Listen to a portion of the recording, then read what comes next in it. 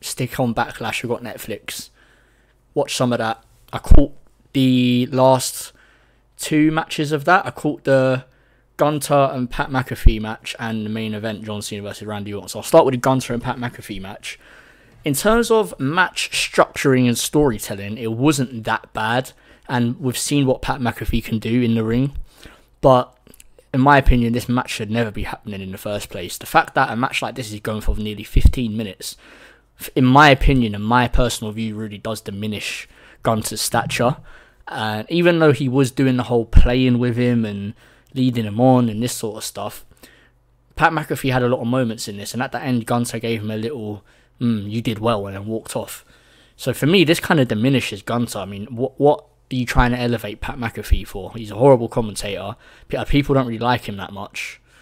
I don't like him that much. So why really give him this elevation? I don't really get it. I didn't enjoy it too much, but like I said, the match structuring and in-match storytelling wasn't bad. It was pretty decent.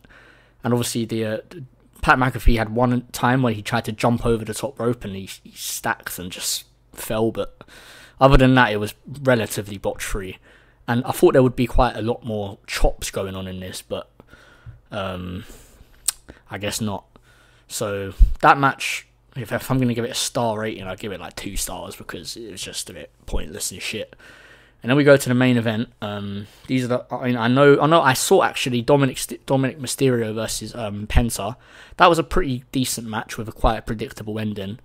Not predictable in the sense that, you know, you could predict that Chad Gable was going to come out, but predictable in the sense that there was going to be some sort of shenanigans with the finish, which there was. But pretty good match. El Grande getting inserted into the storyline is a bit strange. I mean, I think the whole El Grande gimmick is gone a little bit too far, you know.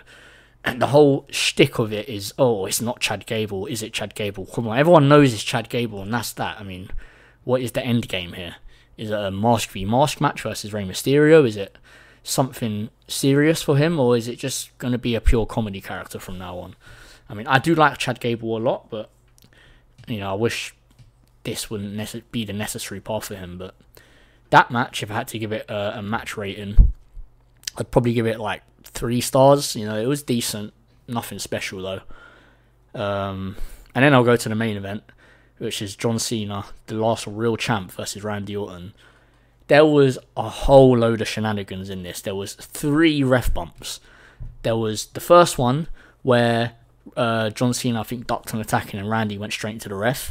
And then the second one where the ref ended up getting shoved into the steel steps outside the ring, and then that completely wrote off that ref. And then another ref came in, and then John Cena went to hit Randy with the belt, and then Randy ducked, and then John Cena ended up hitting the ref and completely wrote off that ref as well. So a whole load of shenanigans in this. And also you have Nick Aldis and the whole sort of production team come out. They all eat RKOs, about 5 RKOs in 10 seconds or so. You always love to see RKOs because it's Randy Orton, he's cool, and RKO is a cool move. But I mean, this match, again, like the Gunther sort of match, I thought it was structured really well. And a lot of the spots they did, like Randy Orton AAing him through tables and that sort of stuff, I like all that. And in my opinion, out of the matches I've seen from these guys, this is up there. This is up there. You know, they're not doing insane moves, they're not doing anything crazy, but it's about the in-match storytelling that these two can, you know, most definitely provide in the ring. You know, the experience they have and how good they are. They're definitely doing their thing. If I had to give this one a star rating, I'd give it like 3.5, 3 3/4 stars, I would say. Nearly a 4-star match. I really liked a lot of the only thing that really didn't make sense to me and irked me, after all the ref bumps, the producers coming out, the lot, Randy Orton's about to punt kick John Cena, and then R-Truth comes out and then gets in front of him and says, no. And then Cena gives him like a low blow and I think hits him with a belt and then goes to pin him, and then suddenly the ref's alive again and comes in. 1, 2, 3, that's it. Cena retains. Result, predictable. You don't see John Cena dropping his belt, the pay-per-view after WrestleMania, or PLE after WrestleMania. So obviously he was going to win this, but in my opinion, there didn't need to be this much shenanigans. 3 ref bumps, R-Truth getting involved, 5 producers and Nick Aldis getting involved. All of that was not necessary, in my opinion. But overall, I did enjoy that match. There were like a couple good false finishes where I thought it was over. But yeah, I think it goes to show that John Cena and Randy Orton can still provide. And also, a lot of the facial expressions from these guys is absolutely top tier. Like John Cena, when he's like cutting his promos and he's in the press conferences and stuff, it feels a slightly bit forced. But when he gets in the ring and starts telling that story inside the ring, it just looks like second nature hit to him. Like when I think the ref was down and he like looked at the hard camera and just went shh, just put his finger to his lips, shushed the camera, and then went to go get the belt. I thought that was brilliant. I think John Cena's providing a lot of entertainment for us right now, and it seems as if CM Punk's going to be his next rivalry for Money in the Bank, because CM Punk was confirmed to appear on this upcoming Raw, and also he posted on his Instagram story that John Cena won't be champ for much longer. So I think we can assume that that's going to be the next storyline, and it being at Money in the Bank is quite fitting as well. However, I will say what did kind of redeem the R-Truth spot is in the press conference afterwards, where R-Truth comes out and says, "Oh yeah, I tried to save you, you're my hero," and then John Cena goes, "That was over the line, Ron," and then just AAs him through the little press conference table. I thought that did kind of redeem it, but at the same time, that's not part of the PLE. So, I mean, how much can I really put into the rating? But it was somewhat enjoyable. You know, I enjoyed the matches I saw, I would say. I mean, the Pat McAfee Gunther one, it was like, had you wanting to see what was going to happen, but not necessarily I wasn't necessarily impressed. But I think that's about it for WWE Backlash. I'll move on to UFC 315. After I turned off Backlash, I started tuning in, and I think it was like the Jose Aldo fight it was on. So I saw the Jose Aldo fight. War, man, war. I thought Jose Aldo won the first, quite clearly. I thought Zahabi won the second, just about. And the third was obviously an absolute war, with Aldo landing some brutal, like, legal soccer kicks and nearly finishing Zahabi, and then Zahabi having Aldo in huge trouble on the ground with those elbows. Now, it would make all the sense in the world for me to sit here and say, "Oh, Aldo got robbed," right? But that's not my opinion. I do think Zahabi won, because although Aldo had 25 or 30 seconds where he could have looked like he finished the fight, there was about a minute and a half where it looked like the fight could have been stopped at any time when Zahabi had him with those elbows. So in my opinion, Zahabi did edge that third round. You could give it a draw round because they both had each other in big trouble. But my opinion, Zahabi edged that round. He edged the second round and he won 29-28. And then Aldo retired, so I'm very happy to say I got to watch his last fight live, because he's such a legend of the sport and such a loved legend as well. And he said after the fight that he just doesn't have it in him anymore.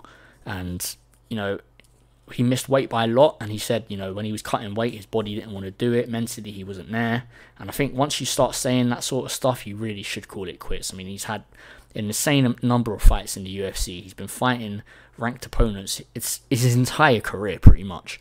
So it only makes sense for him to put the gloves down and retire, and he's already a Hall of Famer. So there's that, and yeah, you know, one of the greatest featherweights of all times, one of the greatest Brazilian fighters of all time. Thank you, Jose Aldo. He brought us a lot of excitement. You know, I feel like the fans were behind Aldo the entire way, other than the Conor fight. That was the one fight where people were against Aldo, obviously, but, you know, throughout his career, he's been a loved MMA fighter, professional, exciting fighting style. So, yeah, it's big round of applause for Jose Aldo, because he's such a legend, and he's finally calling it quits. So, 38 years old, man, Aldo was the big time. But I'll move on to the next one, which I think was the Shevchenko versus Manuel Fiorot fight. First round, Shevchenko busted her nose really badly, and he clearly won that round. But the rest of the fight was quite competitive, where Fiorot was having success in the wrestling, but Shevchenko was having more success in the boxing. Fiorot was landing more with her kicks, but what I was confused about was that her corner, Fiorot's corner, was telling her to engage more in the boxing and lay off on the kicks. But in my opinion, it was the opposite. I think she was having she looked much bigger than Shevchenko, and she was having more success with her rangy kicks. And when she was trying to box with Shevchenko was getting her head off the centre line very quickly and firing away his check hooks. And that's how she actually busted Manon Fiorot's nose. But other than the first round, it was pretty competitive, and I think it was 48-47 on all scorecards. Fiorot's like definitely good, but she's like 35 years old. I thought she was way younger. So I don't know if she really comes back for another title shot. Shevchenko's, in my opinion, you know, a definitely top 2 female fighter of all time in the UFC. So big props to her. She's still doing it in multiple areas of women's martial arts, but like I said before, women's martial arts is just shit. I mean, Juliana Pena, like we were saying on the podcast the other day, Juliana Pena is the 135 champ, and genuinely, I think me and Seth could train up some random girl from the street for a month and probably beat Pena in a kickboxing fight. Grappling, no, because the grappling of the girls is, I would say, like quite legitimate, but the striking is absolutely horrible. Throwing punches like somebody who's never trained in their life before. But I digress. I'll move on to the main event, which was Della Maddalena defeating Belal Muhammad by, I think it was 2 48-47s and 1 49-46. In my opinion, it was 49-46 with Belal winning the third round. A lot of people thought he won the fourth round, but I thought Jack did way too much. Even though Belal had like the numbers, Jack did way too much damage in that round for it to be Belal's round. Whereas the third round, there wasn't a huge amount of damage either way. And I think Belal was a lot more active and did better in that round. But other than that, let me speak about Jack Della Maddalena, because he looked good before. He looked completely like a different fighter in this one. I mean, his footwork, the way he was shifting off the angles and landing straight punches, shovel body hooks, his footwork was a sight to behold, truly, and his head movement as well. I mean, let's be honest, it's Belal Muhammad we're talking about. He's not some top level, you know, he's not Michael Venom Page. So it's not as if Jack Della's doing this to one of the best. He's not doing it to Wonderboy. He's not doing it to MVP. He's not doing it to these extremely high level strikers.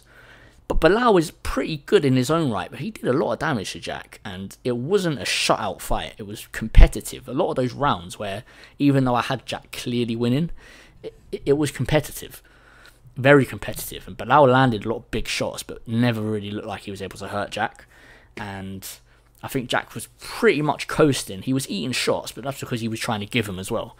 And in that fifth round, he just exploded, and it's a lot of people said he couldn't fight off the back foot, but I think that's what he was kind of doing the best, because even though a lot of the time whoever was pressuring in this fight was being more successful, Jack Della would sort of slide back, shift an angle, and fire off a straight, and Belal's head would just snap back. And because Belal's very tough, he's got a very good chin, he just keeps coming forward.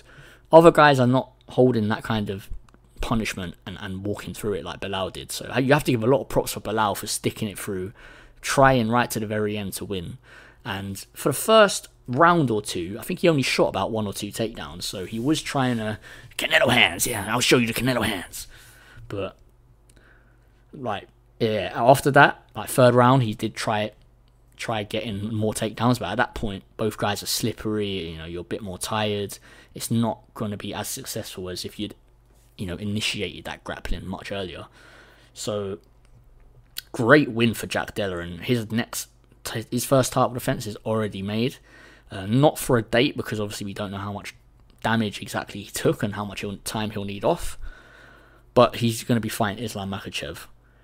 Before this fight happened, I said that if Jack wins, I think Islam will just come up and smoke him. My opinion has changed a bit. I think Jack has a bit more of a chance than I'd first anticipated, because the way he was able to sort of shuck off Belal and defend him with the grappling makes me think that he might have a good chance at doing that against Islam. But even that being said, Islam is miles better in the striking than Belal is, and I don't think the striking's going to be, you know, necessarily the way Jack Della Maddalena wins the fight. I don't think he's just going to be absolutely dominant in that. I don't think he's going to be clear in the striking, because Islam is probably the best well-rounded fighter we have today. And although like a lot of his victories are like submissions, ground and pound, but his striking is phenomenal. And I think his striking and grappling only amplify each other. So I'm really excited for that fight. And what I'm hoping is that they obviously book Topuria versus Charles, interim title. Topuria wins the interim title. Islam beats Jack Della. And then, well, to be fair, I actually would like Jack Della to beat Islam, but if the dream scenario really is for those two guys to beat their opponents and then for Islam to come back down, because he said he's not relinquishing his lightweight title, so I would imagine he plans to come back down to lightweight after winning the welterweight title, because welterweight, there are a few contenders there asking for a title shot, so really Islam could come up, beat Jack Della and have those guys sort of figure themselves out, like Buckley and Ian Gary and Kamaru Usman's fighting now. I can't remember who he's fighting, but those guys there, they can all like fight each other and get a true number one contender. Even Shavkat, because Shavkat's not fought in a while, and really, if he's this injured, he's gonna need another fight. So let those sort of come up, beat Jack Della, let those guys sort each other out, go back down, fight the interim champion Topuria, super fight, and then if Islam loses, maybe he moves up to 170 permanently, or he gets a rematch, or there's so many options really you can do. But amazing performance from Jack Della Maddalena. Some of the footwork he displayed and the head movement is not stuff that he's shown before, but not utilized to this efficiency. So I'm really excited to see that fight. I'd be surprised if it was within the next few months. I reckon it'll be later in the year. Give Islam some time to prepare for 170 and JDM to recover and also have his own preparation. But yeah, I think that's it from me. I've been Evan from Lonely Stoner Podcast. Peace.